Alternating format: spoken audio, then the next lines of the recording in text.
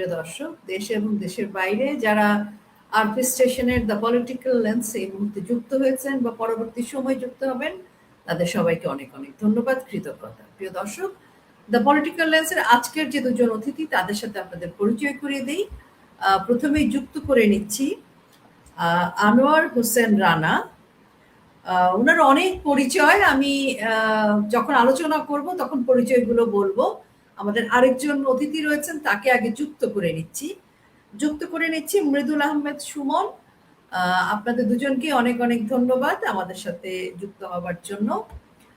প্রিয় দর্শক, আনোয়ার হোসেন রানা তিনি হচ্ছেন সভাপতি নন্দীগ্রাম উপজেলা আওয়ামী লীগ এবং নন্দীগ্রাম উপজেলা পরিষদের চেয়ারম্যান। আর আমাদের মৃদুল আহমেদ সুমন তিনি হচ্ছেন ভাইস চেয়ারম্যান কাউখালী উপজেলা পরিষদ এবং সাংগঠনিক সম্পাদক কাউখালী উপজেলা বাংলাদেশ আওয়ামী লীগ। 5ই আগস্ট 2024 পরবর্তী সময় সারা বাংলাদেশে যে ঝড় বয়ে গেছে সেই মেটিকুলাস চক্রান্তের, সেই রাষ্ট্রদ্রোহীদের কারণে, তো সেই চক্রান্তের ফলে পুরো বাংলাদেশ আজকে একেবারে ধ্বংসের দোরগোড়ায়। আনোয়ার এবং মৃদুল আহমেদ, আপনাদের দুজনের যে উপজেলা সেটিও নিশ্চয়ই তার ব্যতিক্রম নয়। সেই বিষয়গুলো শুনবো একটু। প্রথমে একটু শুরু করতে চাই আনোয়ার হোসেন রানা, আপনাকে দিয়েই। আপনার এলাকায় যে 5ই আগস্ট 2024 সেই সময়টা সেই এলাকার কি পরিস্থিতি ছিল এবং পরবর্তীতে আমরা শুনবো। প্রথমে একটু ছোট্ট করে শুনি যে সেই সময়টা আসলে কি পরিস্থিতি ছিল। আপনাকে অনেক অনেক ধন্যবাদ এবং আপনার মাধ্যমে যারা আমাদের এই অনুষ্ঠানে সংযুক্ত আছেন, যারা আমাদেরকে শুনছেন, আমি তাদের সবাইকে ধন্যবাদ জ্ঞাপন করছি। 5 আগস্ট একটি ভয়াবহ একটি দিন, একটি নির্মমতার দিন।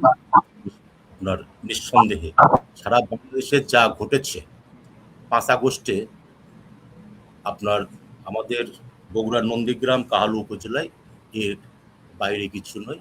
নন্দীগ্রাম কাহালু তো আওয়ামী লীগের নেতা কর্মীদের বাড়ি ঘর লুটপাট, ভাঙচুর এবং এক ধরনের গণ ডাকাতি হয়েছে। আমি যেটা বলতে চাই যে 5 আগস্টে মানে তাদের যে ভয়াবহতা, তাদের যে তাণ্ডব ছিল, এটা এক কথা বলা যেতে পারে যে গণ ডাকাতি করেছে তারা। আমাদের মানে নেতা কর্মীদের বাড়ি ঘরে লুটপাট থেকে শুরু করে অগ্নিসংযোগ এবং মানে বাড়ি ঘর ভাঙচুর সবকিছু করেছে। এটা ভাষায় বর্ণনা করার মতো আপনার কোনো বিষয় নয়। আমার নিজের ব্যবসা প্রতিষ্ঠান, আমার মানে অফিস, আমার বাড়িতে পর্যন্ত হামলা করা হয়েছিল এবং আমার বাড়িতে ওই দিন আপনার ফ্রিজে মিষ্টি পর্যন্ত ছিল না, ফ্রিজের খাবার পর্যন্ত, মাছ মাংস যা ছিল সম্পূর্ণ কিছু তারা আপনার লুটপাট করে নিয়ে গেছে। চিন্তা করুন। এবং আমার অফিস ভাঙচুর করেছে। অফিসে আমার সিএনজি পাম্পের আপনার মানে টাকা ছিল, অনেক টাকা পয়সা ছিল। মানে এটা মানে ভাষায় প্রকাশ করার মতো নয়। আমরা এইরকম একটি পরিস্থিতির সম্মুখীন হব, এইরকম একটি ভয়াবহ আমরা মানে লক্ষ্য করব। এইরকম গণ ডাকাতি যারা তৃণমূলে, যারা আমরা যারা রাজনীতি করি, তৃণমূলে আমরা যারা আওয়ামী লীগের সপক্ষে আমরা যারা মানে কথা বলি, আমরা কতটা ক্ষতিগ্রস্ত হয়েছি এটা আপনি সহ আপনারা যারা আছেন এবং যারা শুনছেন এবং যারা আওয়ামী লীগের রাজনীতির সঙ্গে যারা সম্পৃক্ত আছেন, তারা বিষয়টি সবাই কিন্তু জানেন। এবং সেই সারা বাংলাদেশে ওরা এরকম করেছে, সেটা তো আপনার অ্যাবসলিউট, সেটা তো আপনার করেছি, কিন্তু সেই ধারাবাহিকতা এখনো শেষ হচ্ছে তা কিন্তু নয়। আমাদের দলের নেতা কর্মীদের উপর আপনার মিথ্যা মামলা, অত্যাচার, নির্যাতন এবং এখন পর্যন্ত আমার দলের নেতা কর্মীরা মানে কেউ তারা আপনার বাড়িতে কিন্তু থাকতে পারে না। আমরা এই দেশের মানুষ, এই দেশেই আমাদের জন্ম, এই দেশেই আমাদের ঘর বাড়ি, আপনার ভিটে মাটি, আপনার জন্ম থেকে কবরস্থান পর্যন্ত এই দেশেই কিন্তু আমাদের। আজকে অথচ আমরা আমাদের দেশে, আমাদের ভূখণ্ডে আজকে আমরা কিন্তু অনিরাপদ হয়ে যাচ্ছি। শুধু অনিরাপদ না, তারা বাংলাদেশ আওয়ামী লীগের নেতা কর্মীদেরকে মানুষই মনে করে না, এবং বাংলাদেশ আওয়ামী লীগকে নিশ্চিহ্ন করাটাই তাদের প্রথম মূল এজেন্ডা। লক্ষ্য এবং উদ্দেশ্য। একদম একদম। এবং সেই সেই ধারাবাহিকতা কিন্তু আবার এখনো কিন্তু চলমান কিন্তু রয়েছে। আপনার এখনো কিন্তু চলমান রয়েছে। এখনো কিন্তু আপনার একেবারে মানে তৃণমূল থেকে শুরু করে আপনার সর্বত্রই আজকে আওয়ামী লীগের নেতা কর্মী কোনো মানে কোনো শ্রেণীর আপনার নেতা কর্মী কিন্তু তারা নিজ গৃহে কিন্তু থাকতে কিন্তু পারছে না। এই মাতৃভূমি, এই স্বদেশ তো আমরা চাইনি আসলে। এই মাতৃভূমি আমরা কিন্তু কখনো চাইনি। কিন্তু আজকে আমরা যা প্রত্যাশায় করিনি, আজকে আমরা কিন্তু সেটিই কিন্তু আমরা কিন্তু দেখতে পাচ্ছি। আজকে আমরা যারা আওয়ামী লীগের রাজনীতির সঙ্গে আমরা যারা সম্পৃক্ত, আজকে আমরা পরিবার পরিজন কিন্তু ছাড়া আমাদের অপরাধ কি ছিল? একটা ছোট্ট প্রশ্ন, একটু আমরা সম্পূরক কি প্রশ্ন আসছে আনোয়ার হোসেন রানা আপনার কাছে। আপনি যে বললেন আপনার বাড়িতে, না আমি আপনাকে একটু যুক্ত করে দিই, আপনি আবার বলবেন। সেটি হচ্ছে আপনার বাড়িতে যে আপনি বললেন না যে ফ্রিজ সহ, ফ্রিজের খাবার সহ লুট করেছে, তাণ্ডব করেছে, এই যে লোকগুলো, এই যে জঙ্গিগুলো, সন্ত্রাসীগুলো, এরা কি একই এলাকার বাসিন্দা? না, আমি আমার বাড়িতে যারা আপনার হামলা করেছে, যারা গিয়েছিল, তারা আপনার সশস্ত্র অবস্থায় গিয়েছিল এবং তাদের সংখ্যা ছিল আপনার ৫০ থেকে ৬০ জন। ৫০ থেকে ৬০ জন। আমি আমি যেখানে বসবাস করি বগুড়া শহরে, আপনারা অবশ্যই চিনবেন, পুলিশ প্লাজার অপোজিটে একটা মার্কেট আছে, শরীফা ট্রেড সেন্টার। এই শরীফা ট্রেড সেন্টারে ৫ম তলায় আমার বাসস্থান এবং আমার অফিস। সেইখানেই আমরা আপনার থাকি।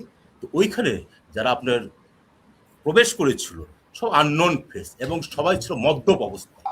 আমি আমার স্ত্রী সন্তানরা আমাকে যে আপনার যে কথা বলেছে মদ্যপ অবস্থায় ছিল।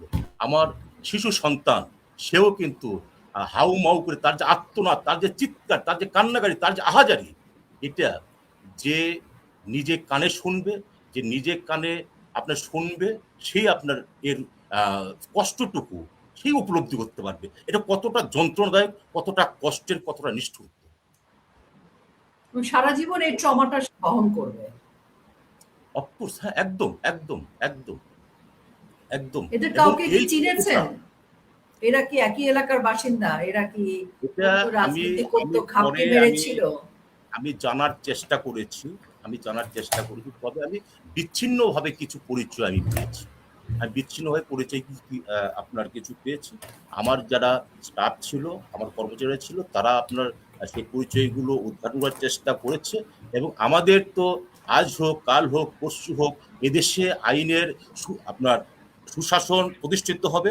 দেশরত্ন শেখ হাসিনা এদেশের মাটিতে উনি আসবেন, উনি আবার নেতৃত্ব নেবেন এবং এই দেশকে উনি সুজলা সুফলা শস্যের শ্যামলায় সোনার বাংলা গড়ে তুলবেন। আমরা সেই দিন অপেক্ষায় রয়েছি। আজকে আজকে মানে আমি শুধু নই, আজকে সারা বাংলাদেশের যারা আওয়ামী লীগের রাজনীতির সঙ্গে যারা সম্পৃক্ত রয়েছে, যারা আওয়ামী লীগ করেন, যারা আওয়ামী লীগের আপনার কর্মীর সমর্থকরা রয়েছেন, প্রত্যেকেই কিন্তু একই আশায় কিন্তু বুক বেঁধে রয়েছেন। আমরা শুধু আজকে নই, আজকে আপনার সারা বাংলাদেশের মানুষ আজকে তারাই কিন্তু আজকে নির্বাক হয়েছে, নিস্তব্ধ হয়েছে। আজকে সবাই কিন্তু দেশরত্ন শেখ হাসিনার ফেরার অপেক্ষায় কিন্তু প্রহর কিন্তু ঘুরছে।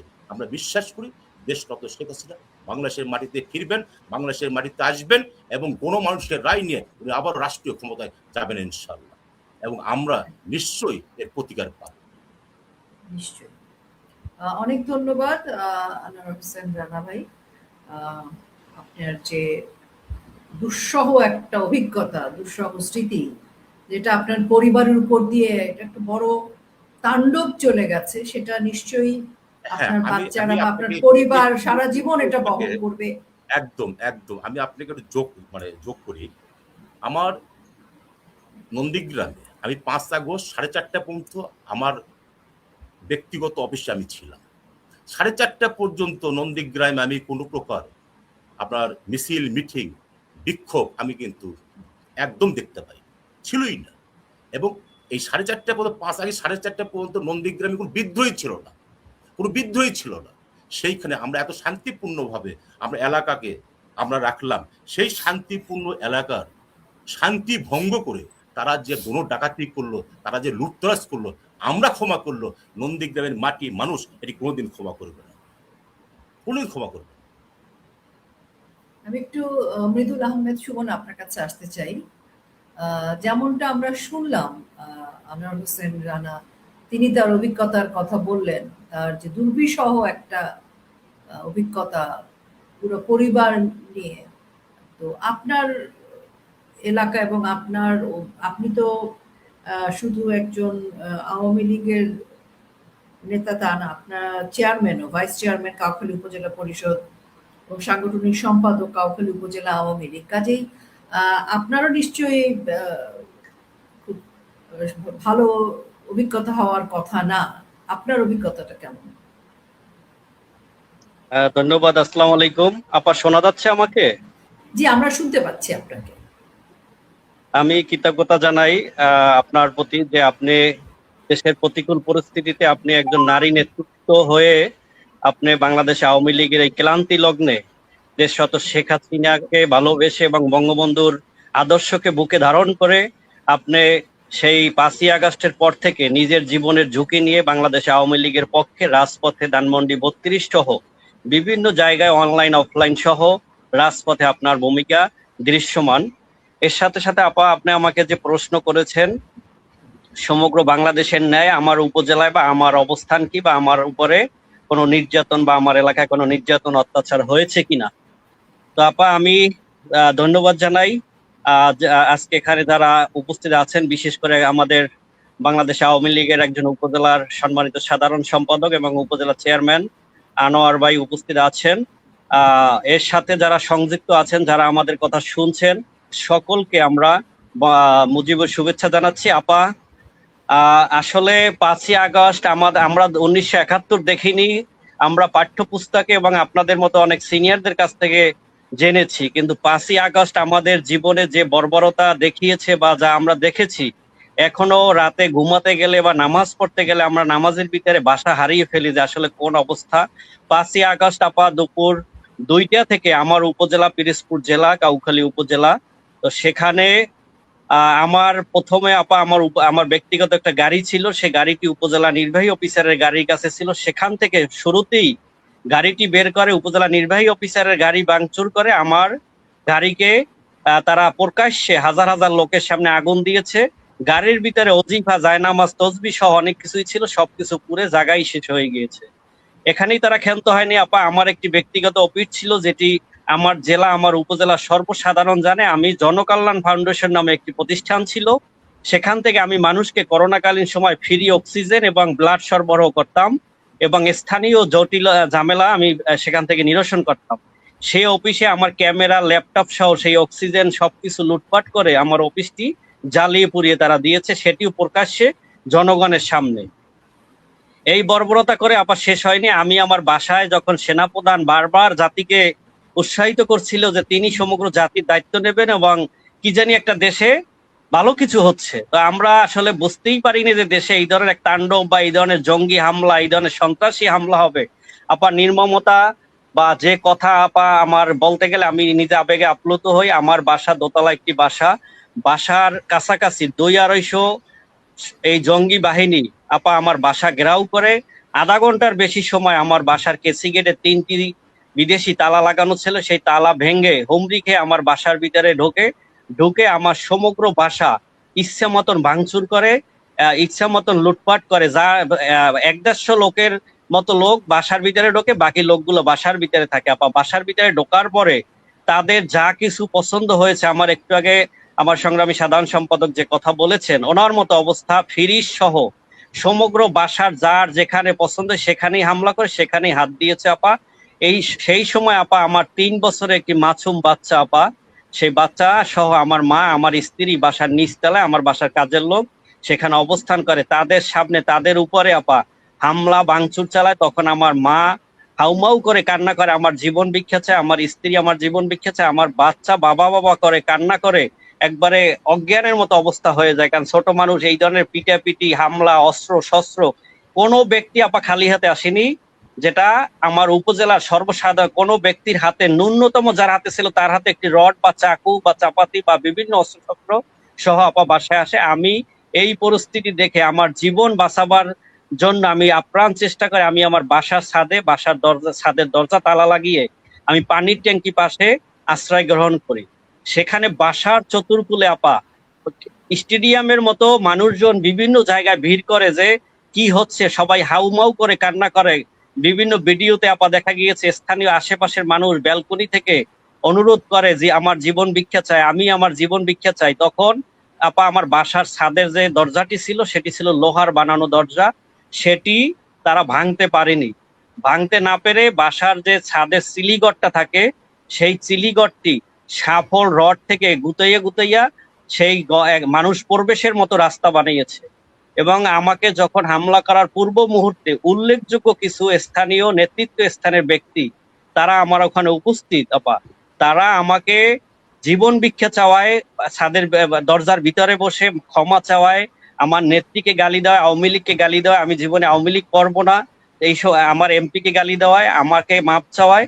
এর পরেও তারা তাদের যে সন্ত্রাসী বাহিনী তাদেরকে তারা কোনো প্রকার থামায়নি। বা আমি যে একটা মানুষ, আমি যে দুইবার নির্বাচিত ভোটে ভাইস চেয়ারম্যান, আমি ছাত্রলীগের সভাপতি ছিলাম আপা, আমি তারা এক বিন্দু করে এদের সাথে আমাদের যথেষ্ট সখ্যতা ছিল, যথেষ্ট আন্তরিকতা ছিল, একসাথে চলেছি, এক জায়গায় সভা সমাবেশ, বিভিন্ন জুমার নামাজ, জানাজা অনুষ্ঠান সব একসাথে করেছি। তারা জীবনে আমাদের সরকারি দলের আমল এলাকা ছেড়ে যেতে হয়নি, কিন্তু তারা ঠিকই আমাকে এই বাঁচাবার প্রলোভন দেখিয়েছে, কিন্তু আদাও বাস্তবে আমাকে বাঁচায়নি। যখন দেওয়ালটি ভাঙ্গা হয়েছে তখন 10-20 জন লোক তাৎক্ষণিকভাবে লাফ দিয়ে আমার কাছাকাছি গিয়ে আমাকে হামলা শুরু করেছে। তখন বাসার আশেপাশের মানুষ এমন ভাবে, আমি আমার জীবনের তো কোনো হুঁশজ্ঞানই ছিল না, আমার বাসার পাশের মানুষ জনগণ হাউমাউ করে কান্না করে, আল্লাহ উনি শেষ, ওনাকে বাঁচাও, উনি শেষ, ওনার মারিয়ে ফেলাবো, ওই পিটান দিছে, ইট মারে, ওই কোপ দিছে, এই অবস্থা পা। তখন আমি আর, আমার কোনো স্বাভাবিক জ্ঞান ছিল না। বাসার ছাদের কার্নিশ থেকে আমি নিজের জীবন বাঁচাবার জন্য আমি মানে কানায় যাই, সেখান থেকে আমি পড়ে গিয়ে পড়তে পড়তে 3টি বাসার দূরে গিয়ে সিটে এক জায়গায় পড়ি। সেখানে আপনার মতো কিছু মা বোনেরা উপস্থিত ছিল, তারা তাৎক্ষণিকভাবে আমাকে রক্তাক্ত অবস্থায়, আমার মাথা থেকে জর্জরাই আবার রক্ত পড়ে আমার সমস্ত শরীর ভিজে যায়, আমার মাজায় ইনজুরি হয়, মাজায় ইট মারে এবং আমার পা জাগাই আবার ভেঙে যায়। আমি সেখানে পড়ে যাই একটি বাসার সামনে, সেখান থেকে তারা টানিয়ে নিয়ে আমাকে রক্ত সব মুছিয়া ফ্লোরের, তারপর একটি বাসার যে যেখানে মালামাল বা সবজি বা চাল টাল রাখেন একটা এক্সট্রা রুম থাকে, সেই রুমের ভিতরে আমাকে খাটের ভিতরে নিচে শোয়াই, খাট দিয়ে ডাইকে রাখে, শোয়াই রাখে। 3 ঘন্টা আপা আমি রক্তাক্ত অবস্থায়, আমার রক্ত যেভাবে কোরবানির গরু জবাই দিলে রক্ত যেভাবে জমাট হয়ে যায় সেইভাবে রক্ত হয়ে যায়। এরপর আমি অস্বাভাবিক অবস্থায় থাকি, জ্ঞানহীন হয়ে যাই। রাত্র 1টার দিকে ওই বাসার লোকজন, তা মানে আমি যখন ওই বাসায় আশ্রয় গ্রহণ করি আপা, তখন আমাকে ওই বাসা তো শহরের বাড়ি তো আর কোনো জায়গা থাকে না, ইজিলি কোনো বাসায় যেতে পারে না পা। তো ওই বাসায় গিয়া পরবর্তীতে ওই বাসায় হামলা করে আমাকে আবার মেরে ফেলার চেষ্টা করে। পরবর্তীতে ওখানের মা বোনেরা, মহিলারা বলে যে আমাদের এখানেতে সে আসে নাই, আমরা তাকে দেখি নাই, আপনারা দয়া করে, আমাদের এখানে নতুন বউ আছে, বাচ্চা আছে, আপনারা ডিস্টার্ব করবেন না। তো এই হয়েছে আপা আমার উপজেলার অবস্থা। এবং শুধু আমি একা না, আমার দুঃখের কথা যে আমি বলবো শুধু আমি একা ক্ষতিগ্রস্ত সেটা না, আমার উপজেলার যে কয়টি আওয়ামী লীগের বা সামাজিক আওয়ামীপন্থী অফিস কার্যালয় বা আমাদের নেতা কর্মীদের দোকান, বিভিন্ন স্থাপনা যা কিছু ছিল সবকিছু ওই রাতের ভিতরে ভাঙচুর, লুটপাট, লন্ডভন্ড করে ফেলে। এবং আমাদের আওয়ামী লীগের নেতাকর্মী যাকে যেখানে রাস্তাঘাটে পায় সেইখানেই হামলা শুরু করে। এরপরে আমাকে তো আপা এই অবস্থা করছে, আমার উপজেলায়, জেলায়, সমগ্র বাংলাদেশে ছড়িয়ে পড়ে যে আমি এই দুর্বৃত্ত এদের হামলায় আমি নিহত, আমি পৃথিবীতে বেঁচে নেই। আমাকে রাত 2টা-3টে পর্যন্ত আমার ফ্যামিলিও জানে না যে আসলে আমি কোথায় আছি, কি অবস্থায় আছি, আমি বেঁচে আছি না মারা গিয়েছি না কি অবস্থায়। কারণ যারা আমাকে আশ্রয় দিয়েছে তারাও ভয়তে স্বীকার করে না। আমার ফ্যামিলি কান্নাকাটি, আহাজারি, কোনো জায়গায় যাওয়ার তো সুযোগ নেই, কোনো পুলিশ প্রশাসন আর কেউ তো ভয়তে আগাইয়াও আসে না। সমগ্র সাধারণ মানুষ তারাও তো জীবনের ঝুঁকি, কে কোথায় যাবে, কার কথা কে জিজ্ঞাসা, কোনো লোক ছিল না পা। এরপরে রাতে আবার আমার গ্রামের বাড়িতে হামলা করে, সেখানে ভাঙচুর, লুটপাট করে। এরপরে আবার রাত্র 1টার সময় আমাকে স্থানীয় কিছু লোকজনের পায়ে ব্যান্ডেজ করে, মাথায় রশি বেঁধে আমাকে বিছনায় শোয়াই রাখে। এরপরে 2-3 দিন আপা আমি আমার উপজেলার ভিতরে পালিয়ে বাসার ভিতরে মানবতা জীবন যাপন করি। 3 দিনের দিন আমি গভীর রাতে আমার স্ত্রীর বোরকা পরে আমি একটি যানবাহনের মাধ্যমে আমি আমার বিভাগীয় শহরে গিয়ে 3 মাস চিকিৎসাধীন থেকে তারপরে মোটামুটি জীবনটা একটু কোন রকম একটু স্বাচ্ছন্দ্য বোধ মানে সুস্থতার দিকে যাই। এখনো আপা আমি আল্লাহকে হাজির নাজির করে বলি আপা যে 5 ওয়াক্ত নামাজ আমি এখন পর্যন্ত রুকু সেজদা দিয়ে পড়তে পারি না। এই অবস্থার ভিতরে আল্লাহ তাআলা আমাকে বাঁচিয়ে রেখেছে। তবে এই বর্বরতা বাংলাদেশের ইতিহাসে আমার বয়স 40 বছর, আমি বিভিন্ন অবরোধ, হরতাল, সরকারি দল, বিরোধী দল সবই দেখেছি আপা। এই ধরনের বর্বরতা, এই ধরনের হিংস্রতা, এই ধরনের কোনো কার্যক্রম আমার জীবনে আমি দেখিনি এবং শুনিও নাই। এই হচ্ছে আমাদের আসলে আমার উপজেলা বা আমার জেলার অবস্থা। এবং আমার জেলা আওয়ামী লীগের সভাপতি, সাধারণ সম্পাদক, আমার এমপি, এদের বাড়িঘর সব আগুন দিয়ে বারবার আগুন দিয়ে জ্বালিয়ে পুড়িয়ে দিয়েছে। আমার উপজেলার হাজার খানেক মানুষ এখন পর্যন্ত তাদের বাবা মার প্রত্যেক বিটায় যেতে পারে না, তাদের আত্মীয় স্বজন মারা গেলে জানাজায় যেতে পারে না। বিভিন্ন লোক মামলা হামলায় জেলে আছেন, পালিয়ে আছেন। অনেকের বাড়িঘর, জায়গা জমি, ফসল, দোকানপাট বেদখল হয়ে গিয়েছে। আমারও অনেক ব্যবসা বাণিজ্য, জমি জমা তারা দখল করে নিয়েছে। এই অবস্থা আপা আমার জেলা উপজেলায় চলমান রয়েছে। এই হচ্ছে, এবং এর সাথে আসলে আমরা যে শুধু পিরিজপুর জেলাবাসী খারাপ সেটা না, 64 জেলাই তো আসলে আপা দুঃখ দুর্দশার ভিতরে। সমগ্র আওয়ামী লীগের নেতাকর্মীর উপরে যে বর্বরতা হয়েছে বা হচ্ছে, এটি স্বাধীনতার পরে মানুষ জীবনে কল্পনাও করে নাই বা জীবনে দেখেও নাই। এই হচ্ছে বর্তমান অবস্থা চলমান রয়েছে। কি বলবো, খুবই হৃদয় বিদারক আসলে এই ধরনের ঘটনা যখন আমরা শুনি, মানে ভুক্তভোগীর মুখ থেকে, তখন সান্ত্বনা দেওয়ারও ভাষা থাকে না আসলে। সবচেয়ে দুঃখজনক কি আপা, আপনার কথার ভিতরে বলি, আমার বৃদ্ধ মা সে যখন ওদের পা জড়িয়ে ধরেছে যে আমার জীবন নাও, আমার ছেলের জীবনটা ভিক্ষা দাও, কোনো অপরাধ করে নাই, ও 2বার জনগণ স্বচ্ছ ভোটে ভাইস চেয়ারম্যান বানাইছে, ওরে মানুষ ভালোবাসে, যদি অপরাধ থাকে তাহলে ওরেও মারো আমারেও মারো, না আমার সামনে আমার ছেলের জীবন নিও না। আমার বাচ্চা আপা 2.5-3 বছরের একটা বাচ্চা, সে যদি দেখে যে বাসার ভিতরে সাথে সাথে মানুষ অস্ত্র শস্ত্র ভাঙচুর পিটাপিটি, তখন একটা বাচ্চার অবস্থা কি হয় আপা। আর আজকে যদি ওই দিন আমি মারা যেতাম তাহলে আপা আমার তো জানাজাও হতো না, আমার তো দাফনও হতো না। কে দাফন করতো? কেউ, যারা মারা গিয়েছে কারে কে দাফন করেছে, কার জানাজা হয়েছে বলেন? সমগ্র মানুষের এমন দুঃখ দুর্দশা হয়েছে যে পৃথিবীতে এই নজিরবিহীন ঘটনা, এইটি কোনো প্রকার কোনো মানুষ, যে রাজনৈতিক দলই করুক না কেন, এটা বাংলাদেশের মানুষ বা বিশ্বের মানুষ কামনা করে না। কিন্তু এই কাজটি এই বিএনপি, এই জামাতের রাজনৈতিক লোকজন তারা করেছে, যেটা বিগত আমরা একাধারে 3বার ক্ষমতায় ছিলাম বা আমরা 16-17 বছর ক্ষমতায় ছিলাম, কিন্তু আমাদের নেতাকর্মীরা এই ধরনের বর্বরতা কোনো সময় করে নাই বা করা উচিত না আমি মনে করি। একেবারে। যে প্রশ্নটা আমি আনোয়ার হোসেন ওনাকেও করেছি, আপনাকেও করতে চাই, যারা এই ভাঙচুর, লুটপাট, এই তাণ্ডব করলো, ওরা তো আপনার পরিচিত, আশেপাশের মানুষই ছিল, তাই না? জি আপা, আমার উপজেলারই লোকজন পরিচিত। আমি তো বললামই যে তাদের সাথে এক মসজিদে জুমার নামাজ পড়েছি, একই কাতারে জানাজা নামাজ পড়েছি, একই কাতারে বিয়ের অনুষ্ঠানে অংশগ্রহণ করেছি, একই রাজপথে দেখা হয়েছে, কথা হয়েছে, কিন্তু কোনো সময় মতের অমিল হয়নি।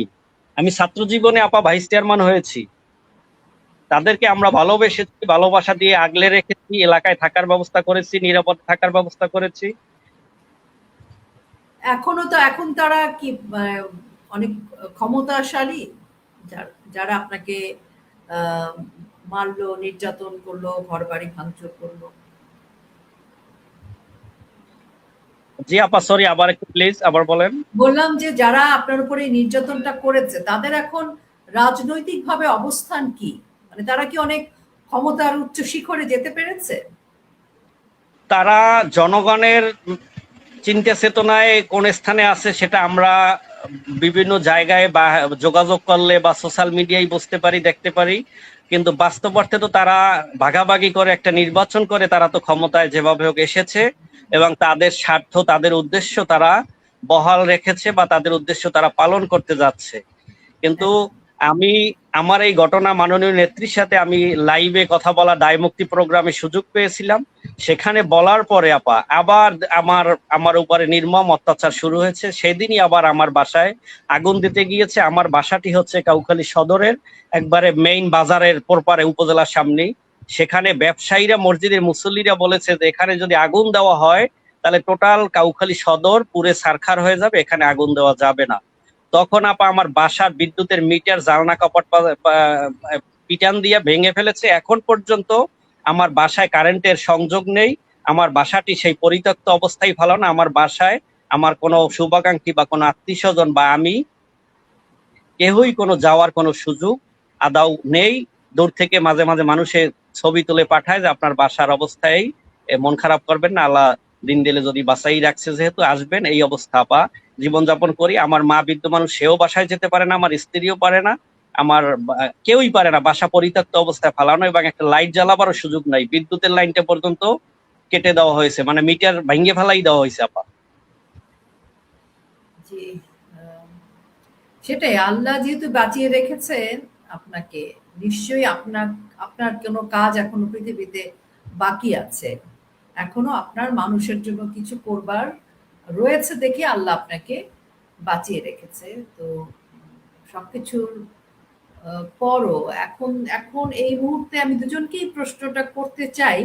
এটা অনেককেই প্রশ্নটা করি আমি, সেটা হচ্ছে যে অনেক এই যে হামলা মামলা সব তো গেল, এত কিছুর পরও আপনারা তো লড়াই করে যাচ্ছেন, থামাতে তো পারেনি আপনাদের।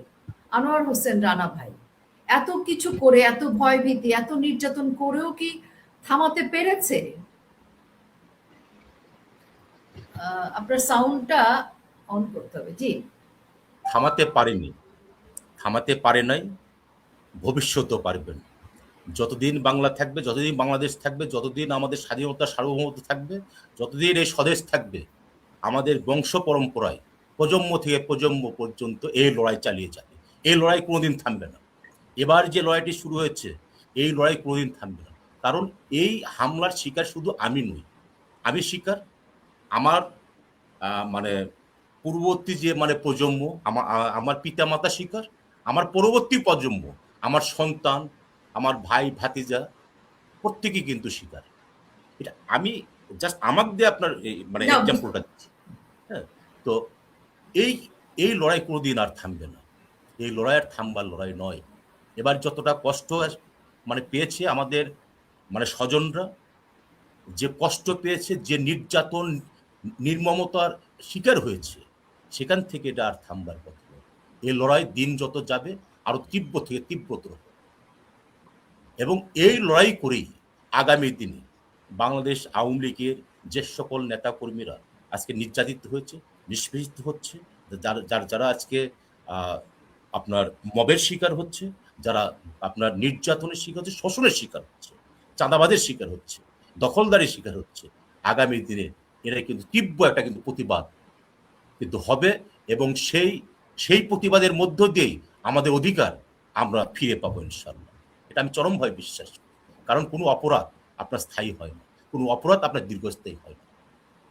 তারা যে অপরাধটা করেছে, আমার ভাইস চেয়ারম্যান উপজেলা আওয়ামী লীগের সাংগঠনিক সম্পাদক মৃত্যুঞ্জয়ী সাবেক ছাত্রলীগ নেতা সুমন যেটি বললো, এটা কোনো আপনার কি বলবো, কোনো মানুষের কাজ হতে পারে, কোনো মনুষ্যত্বের কাজ হতে পারে? এটি একটা মানুষকে এইভাবে আপনি আপনি আপনি আপনি নির্দয়ভাবে আপনি কি অপরাধে তাকে আপনি আপনি টর্চারটা করছেন? অপরাধটা কি? অপরাধ হচ্ছে ও জয় বাংলা স্লোগান দেয়, অপরাধটা হচ্ছে জয় বঙ্গবন্ধু স্লোগান দেয়।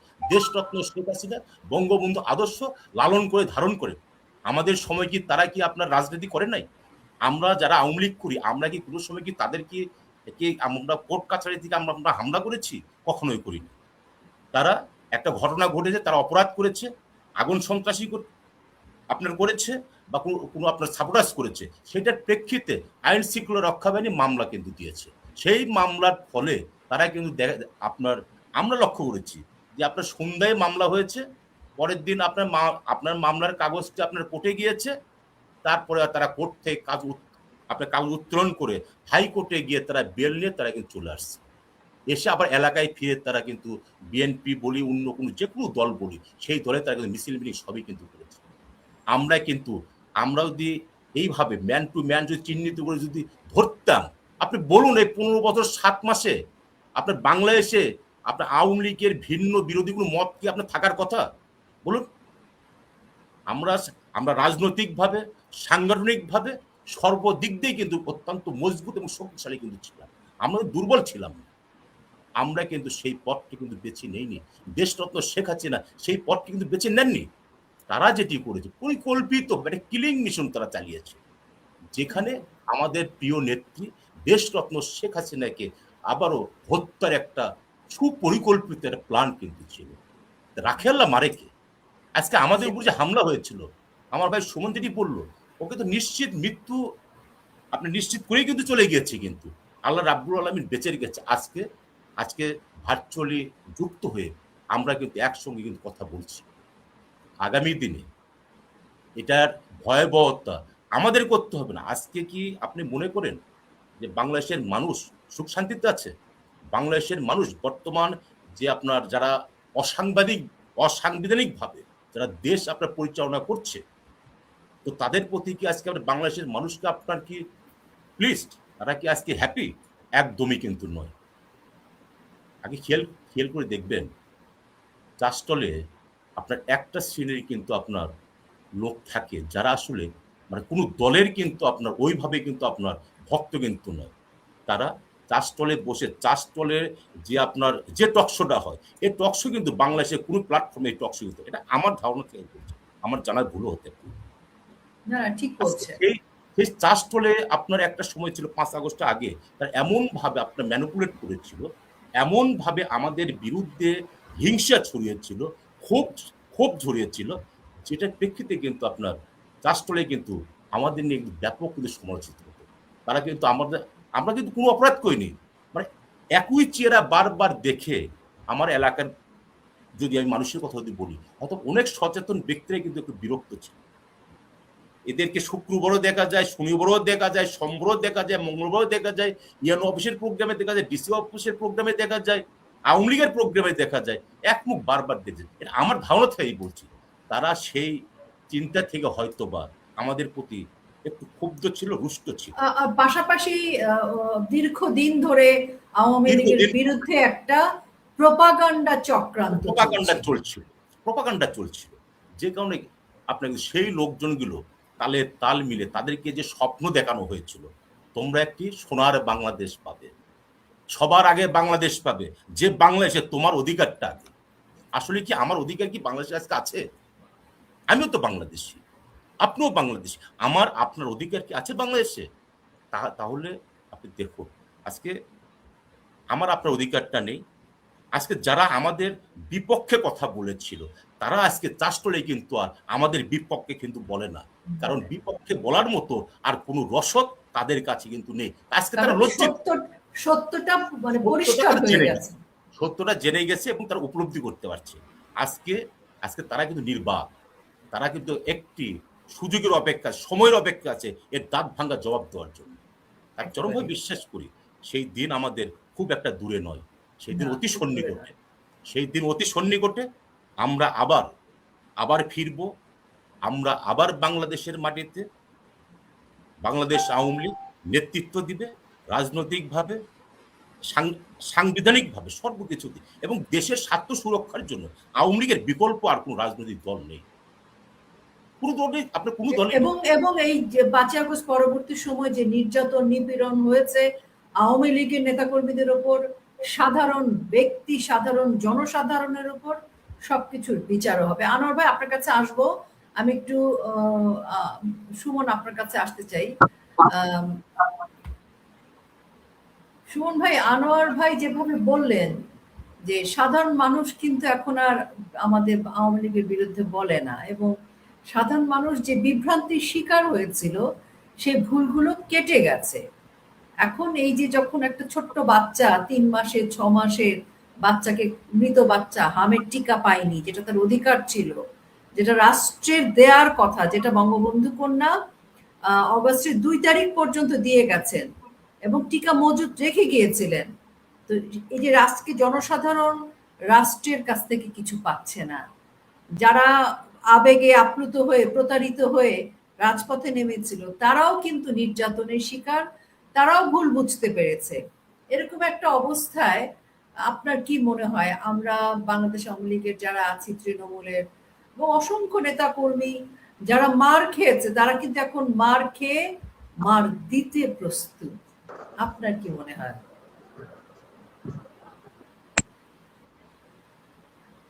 আসলে আপনি যে মর্মান্তিক কথাটা বলেছেন, হামের টিকা নিয়ে সমগ্র বাংলাদেশের বাবা মায়েরা যে আহাজারি বা যে দুঃখ, বা যারা সন্তান পৃথিবীতে যার একটা সন্তান আছে বা যে একবার বাবা মায়ের ডাক শুনেছে, সে এই দৃশ্য দেখা বা কল্পনা করার কোনো সুযোগ আপা নেই, তাতে সে যে দলই করুক না কেন।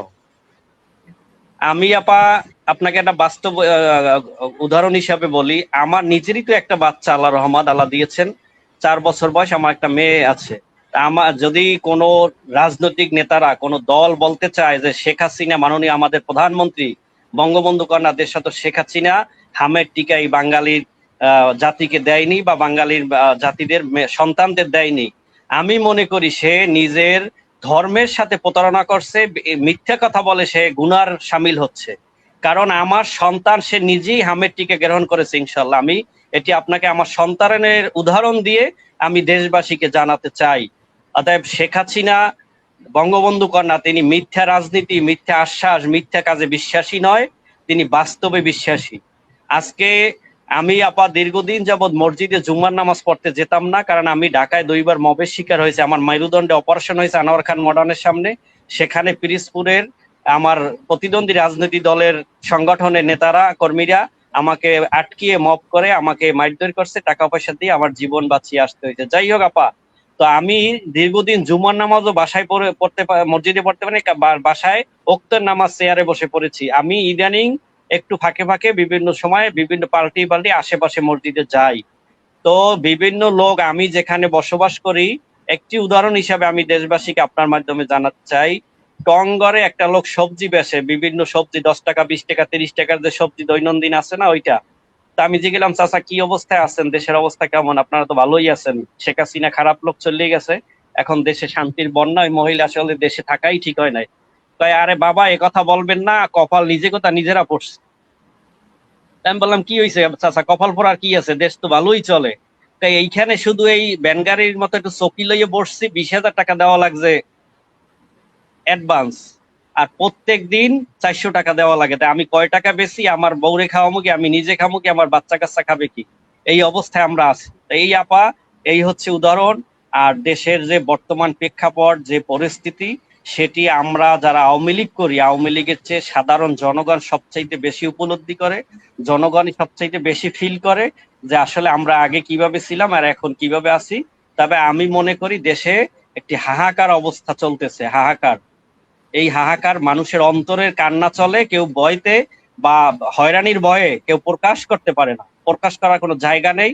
কিন্তু ঠিকই আওয়ামী লীগের আমলে বঙ্গবন্ধু কন্যাকে নিয়ে কোনো ভুল হলেই এই দেশে সোশ্যাল মিডিয়ায় আপনাদের আমাদের মতো রাজনৈতিক ব্যক্তিরা ওপেন ভাবে বলা বলি করতো, কিন্তু এখন বাকরুদ্ধ হয়ে গিয়েছি, ইনুস বাকরুদ্ধ করে গিয়েছে, আবার সেই ইনুসের একই কার্যক্রম এখন বাস্তবায়ন হয়ে গিয়েছে। সে যেটা করে গিয়েছে সেটা আমাদের উপরেই চলে। আমাদের আওয়ামী লীগকে নিষিদ্ধ করা হয়েছে, আমাদের রাজনীতি নিষিদ্ধ করা হয়েছে, আমাদেরকে রাস্তাঘাটে চলাফেরা নিষিদ্ধ করা হয়েছে। বাংলাদেশের আওয়ামী লীগের লক্ষ লক্ষ নেতাকর্মী আজকে বাসায় গৃহবন্দী। আজকে বাসার ভিতরে থাকতে থাকতে মানুষে মানসিক রোগীর মতো অবস্থা, মানুষের আর্থিক শারীরিক সব দিক থেকে ধ্বংস হয়ে যাচ্ছে।